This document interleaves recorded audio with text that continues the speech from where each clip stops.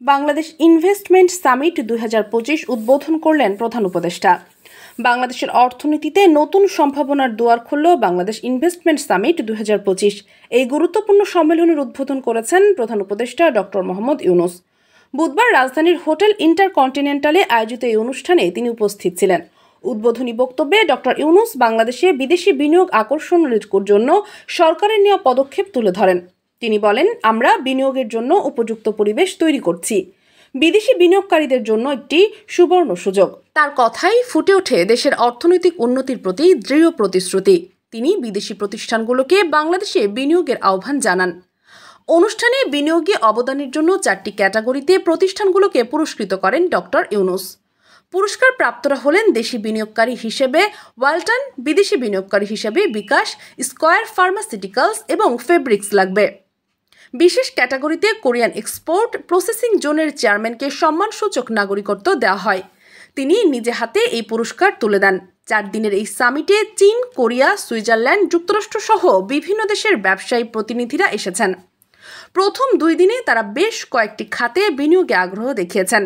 একজন চীনা ব্যবসায়ী বলেন, বাংলাদেশের সম্ভাবনা আছে, আমরা এখানে বিনিয়োগ করতে চাই।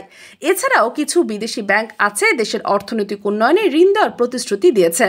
সরকার বিনিয়োগকারীদের আকর্ষণে নীতিগত শিথিলতা ও নতুন জ্বালানি নীতির পরিকল্পনা করছে। একজন কর্মকর্তা বলেন, আমরা বিনিয়োগের পথ সহজ করছি, এটা আমাদের অর্থনীতির জন্য বড় পদক্ষেপ।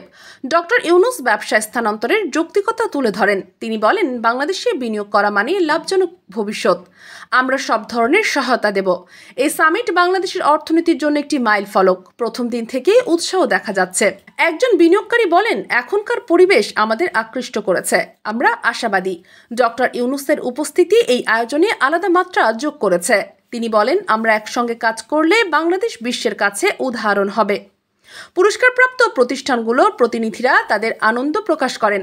সামিটে বিদেশি ব্যাংকগুলোর ঋণের প্রতিশ্রুতি আশার আলো জাগিয়েছে। একজন অর্থনীতিবিদ বলেন, এই ঋণ আমাদের অবকাঠামো উন্নয়নে সাহায্য করবে। ডক্টর ইউনূস বলেন, বিনিয়োগ মানে শুধু টাকা নয়, এটা মানুষের জীবন বদলানোর গল্প। 4 দিনের এই আয়োজন বাংলাদেশকে বিশ্বমঞ্চে নতুনভাবে তুলে ধরছে। সবাই অপেক্ষা আছে এই সামিট কিভাবে দেশের অর্থনীতিকে এগিয়ে নেবে। ডক্টর ইউনূসের নেতৃত্বে বাংলাদেশ বিনিয়োগের নতুন গন্তব্য হিসেবে উঠে আসছে। দেশ জগৎ ডেস্ক নিউজ।